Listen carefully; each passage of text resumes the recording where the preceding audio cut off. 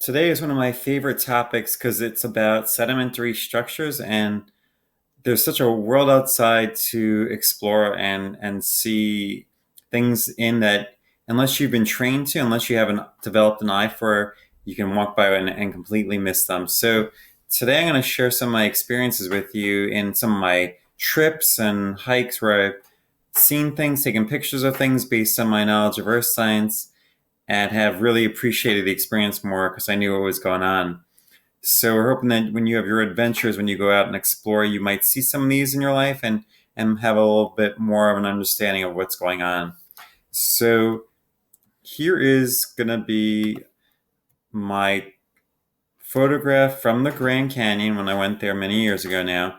But in this picture, what I'm pointing out here is something called cross bedding. And you can see these angled layers over here.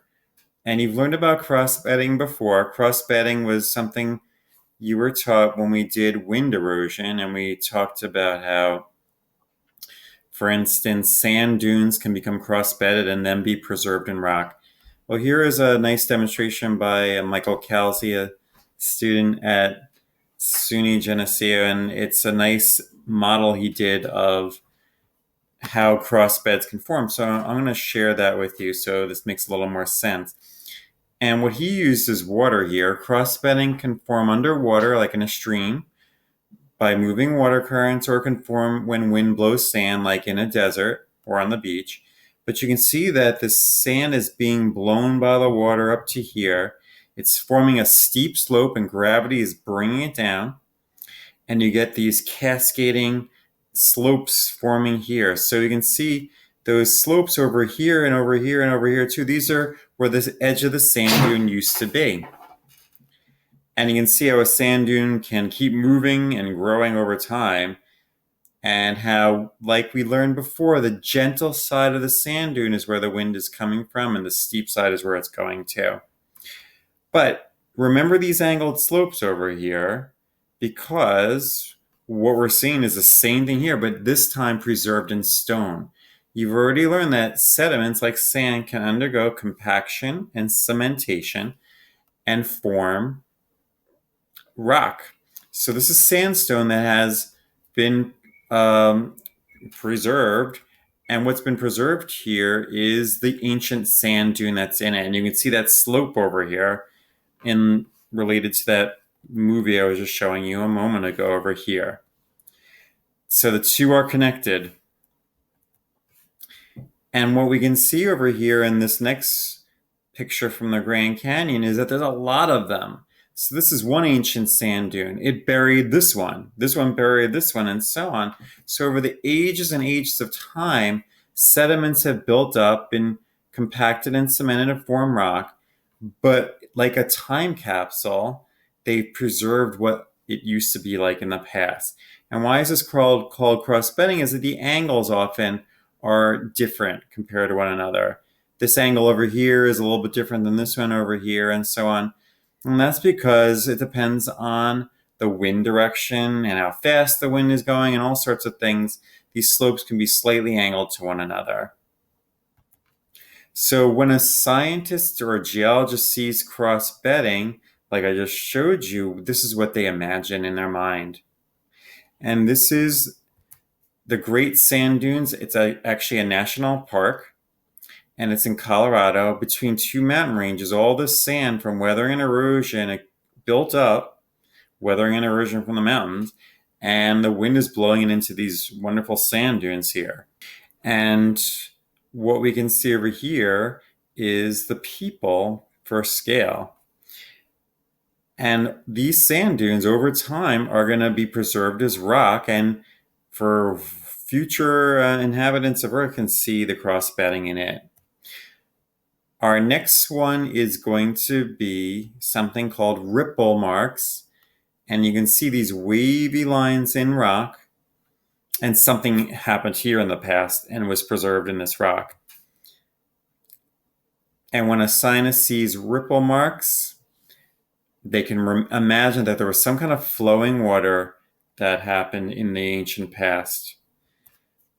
So this is a hike I took in Mill Neck, New York, where I took these photographs of ripple marks in a stream. You can see them over here. And I took some videos too. So to give you a sense of the environment I was in, and you can see the water flowing here. I'm standing on this bridge, flowing really slowly, but what's happening over time is it's forming these ripple marks. Here's another video of the same area, and you can see the water moving, and you can see those ripple marks under the water as well, and another sense of the environment we're in. So the thing is, then, well, how do these ripples form? Well, this is a little summary here. As wind or water, in this case it was water, moves over a surface composed of loose, fine-grained sediment, the wind or water is going to drag the sediment a little bit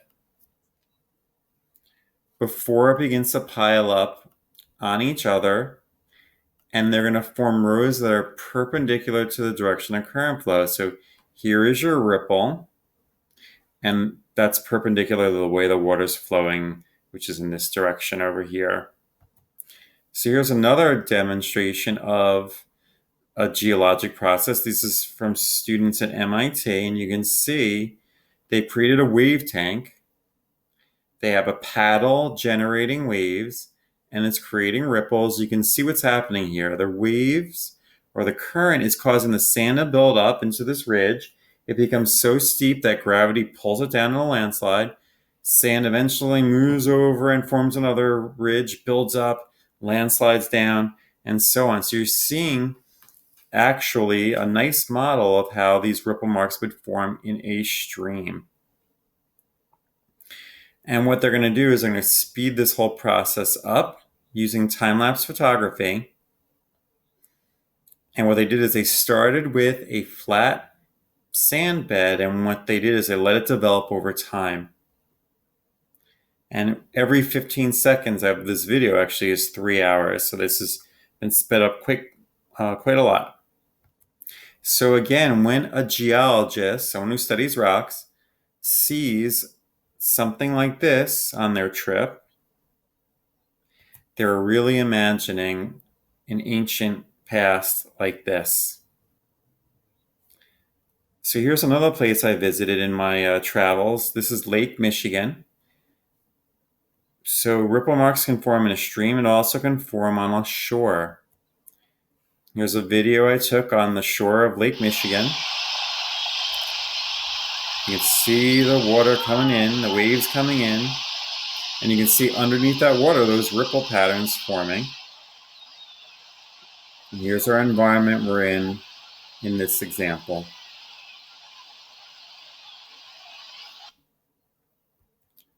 So present-day Lake Michigan may not always be there in the way future, but this sand, which has the ripples, is likely to be preserved in geologic history. Its message is going to be written in stone like this. So there's ripple marks for you. So that means an ancient shoreline or a moving stream. Our next thing is going to be coal. Here is an example of a coal seam along a highway in California. I did not take this picture, but when they blast through rock to make a road, they can see the layers of rock in it. Kind of like if you have a layer cake, a chocolate layer cake, and you can see the layers inside only after you cut it.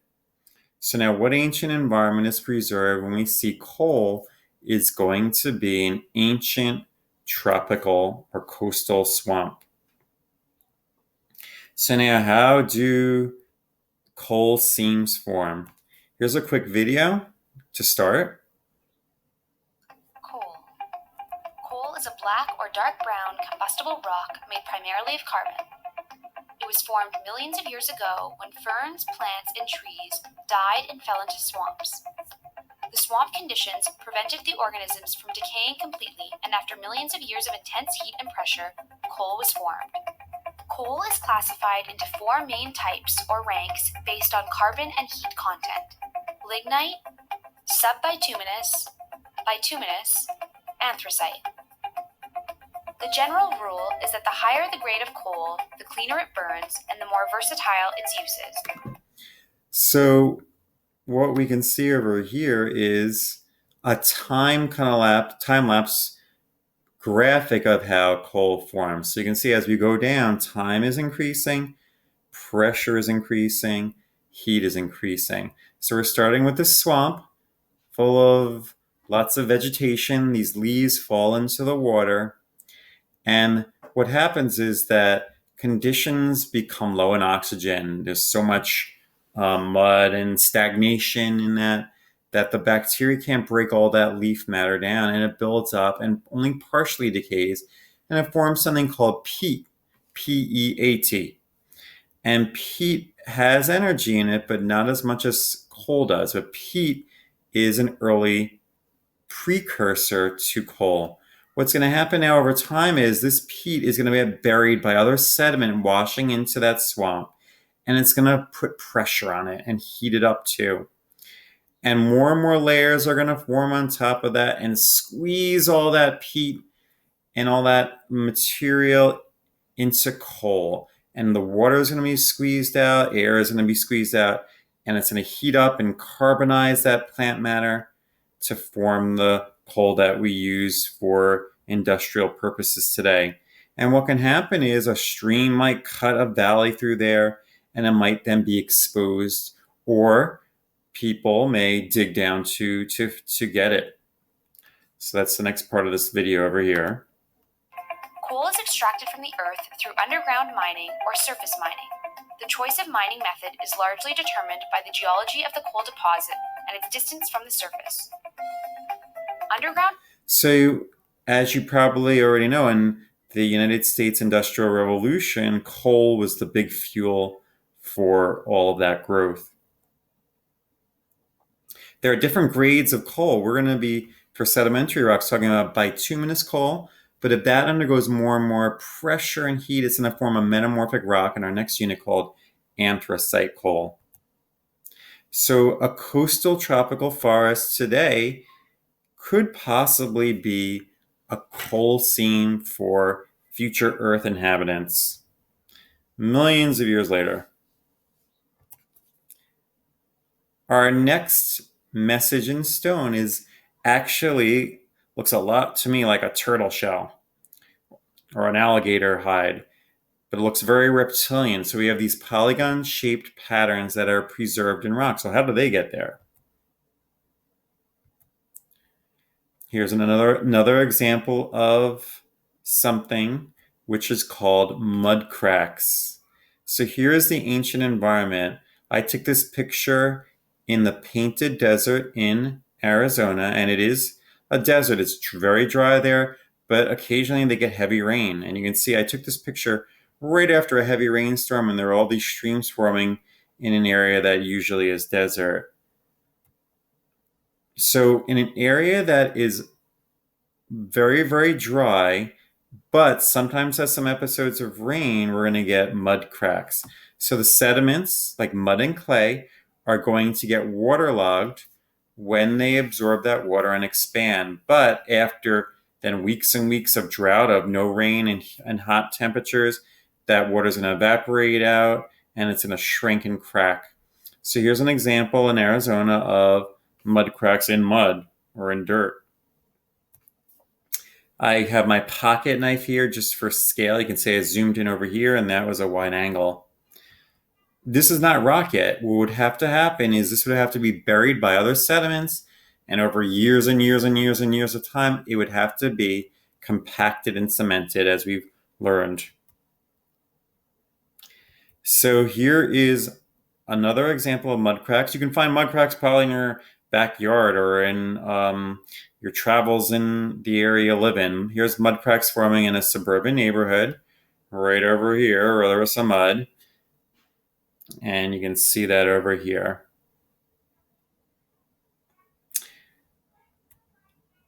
And here's a close-up. I use a quarter this time for scale. You can see I've zoomed in. And again, over time, areas that have mud cracks can undergo compaction and cementation and form rock. and those cracks are still preserved in it.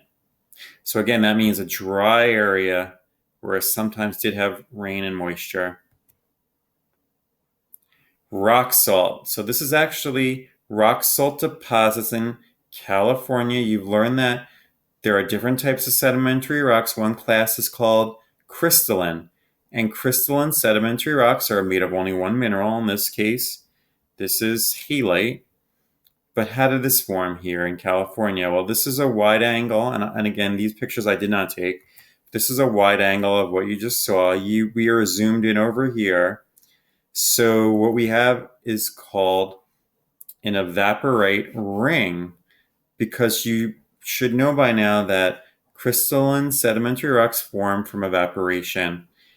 And when that water evaporates, it leaves behind the salt. And what's going to happen is eventually this salty lake in California might completely evaporate and leave all the salt behind. So as the water evaporates, the salt doesn't go into the air with it. It gets left as a deposit. So here's Africa. Another picture I did not take. This is from National Geographic. And you can see these rock salt deposits here in a desert. But this is the amazing thing. If there was rock salt there, there had to be water there at one point. And it had to be salty water. So it's likely that the past over there in Africa, there was an ocean, believe it or not, a saltwater, big saltwater body. So the past is going to be told by our evidence in the present. Finally, we have some exciting things. I did not take these pictures either. I found these. And these are called trace fossils, meaning it's not the actual part of an organism. It's not a bone, a tooth, or anything like that, or a shell. It's actually just a footprint made in soft sediment. Then it hardened, got covered up by other sediment to preserve it. And then this became rock, and eventually weathering and erosion exposed it. So we have trace fossils. We have footprints of dinosaurs. I love the sandals over here for comparison with the footprint size of the dinosaur. And here we have some more. Here's Bolivia, here's Colorado. But in Colorado, we can infer that this Tyrannosaurus rex was once there. And in Bolivia, these dinosaurs were once living there. So again, the sedimentary rock tells a story of what the past was like. I didn't take this picture either. This is from a place in Alberta, Canada, which is called Writing on Stone Park. And this is from ancient humans who etched these pictures and these stories in stone. But I love the connection is that even when people weren't around, there are stories that are etched literally in stone through the ancient processes of nature. So my encouragement to you is to go out there and look for them and find your own hidden adventures and hidden mysteries in the stone.